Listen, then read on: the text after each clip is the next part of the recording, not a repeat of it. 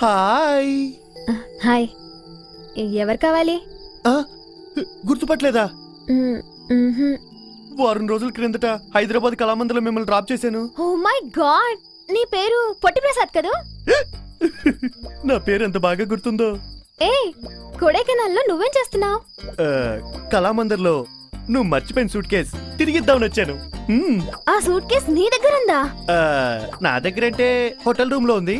మీరు నాతో పాటు వచ్చి తీసుకెళ్లొచ్చు. అయినా మీరు ఎవరితోనో బయటికి వెళ్తున్నట్టున్నారు. పర్వాలేదు, మళ్ళీ కలుద్దాంలేండి. నోను, అదేం లేదు. 1 minute లో వచ్చేస్తాను, నువ్వు ఇక్కడే ఉండు.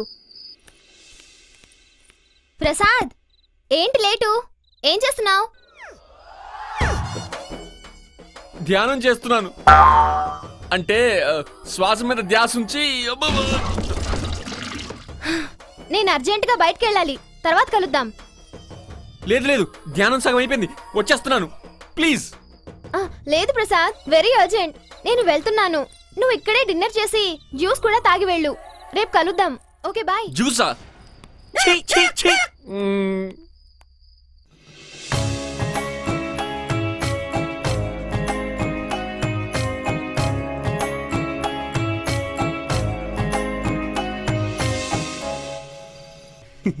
రండి రండి, తీసుకోండి.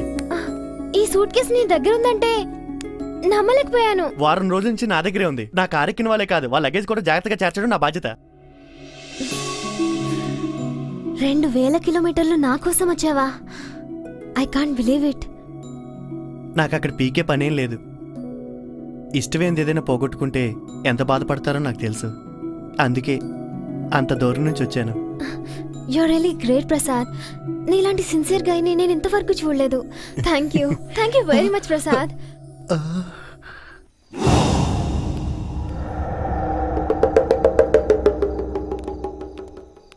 హరిప్రియ, నువ్వంటే నాకు చాలా ఇష్టం. మనిద్దరం ఒకటవడానికి ఎంతవరకు ఛాన్స్ ఉంది? అసలు ఛాన్సే లేదు. కనీసం 100కి 1%. కోటికి 1% కూడా ఛాన్స్ లేదు. అంటే 0.99% ఛాన్స్ ఉన్నట్టేగా. ఈ కాన్ఫిడెన్స్ చాలు నిన్ను నీ వాళ్ళని పడేయడానికి. నేను దేన్ని పట్టుకుంటే ఫెవికిక్కి అతుక్కుపోతా. అంత బంకగాన్ని.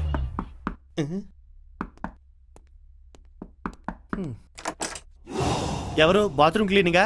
అవసరం లేదు, లోపల చాలా ఇంపార్టెంట్ మీటింగ్ లో ఉన్నాం. మేనేజర్, నువ్వేంటి ఇక్కడ? మీకోసం వెతుకుతున్నాను. మీ వుడ్ బి గురించి తెలిసింది. వుడ్ బి అంటే నేనే. ఇంత ఫాస్ట్ గా మెసేజ్ వచ్చిందంటే మీరు వాడేది ఐడియా ఫోన్ కదా? నేను చెప్పేది హరిప్రియ కాబోయే మొగుడి గురించి తెలిసింది అని. అంటే హరిప్రియకి పెళ్లి కుదిరిందా? ఇన్నాళ్ళు మనం మాట్లాడుకున్న భాషలు ఊసులన్నీ రాశానా? ముందు మీరు లోపలికి పద. ముందు నువ్వు గన్ను సరిగా పెట్టు.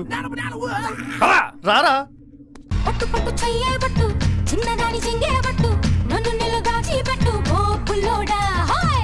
కట్టు చీరే కట్టు, ఉంటే చూపు దూరేటట్టు, నోరు కాస్త ఊరేటట్టు, ఓ బుల్లమ్మ.